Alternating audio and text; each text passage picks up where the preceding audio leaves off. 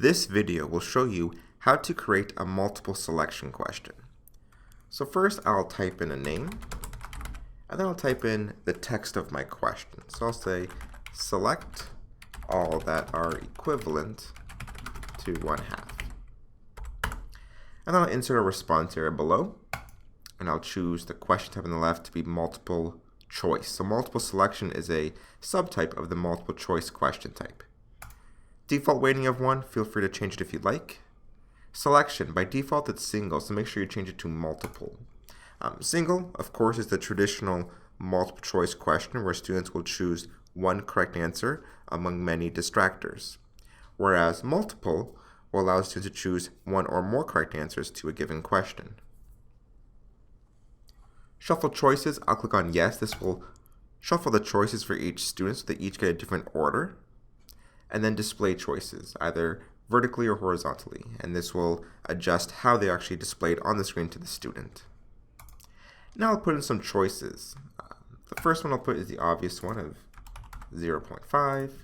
Then I'll put the fraction 1/2. Then I'll put some trig functions here. So the first one I'll put is sine, and I'll do pi/6. So I'll find pi here, my palette, and put 6.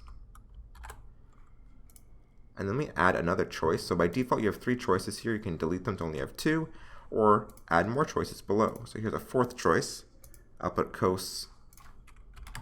I'll put here another pi symbol over 3. So those of you who are familiar with math will know that all 4 of these options are correct. They all equal 1/2. So let's all, in this question, select them to be all correct. Click OK. Next page you choose which ones are correct. So all of them. Obviously, if I want to, I could deselect some if I only want to have some of them be correct, but in this case, they're all correct. I can also use response-specific feedback, so if they choose item 1 in the list, they see specific feedback, or item 3 specific feedback. I won't in this case. Click OK. And now I've finished the question. Let me save it and try it out. How did I do? You can see I get it partially correct, so I got 3 of the 4 correct answers. And that's how you create a multiple selection question.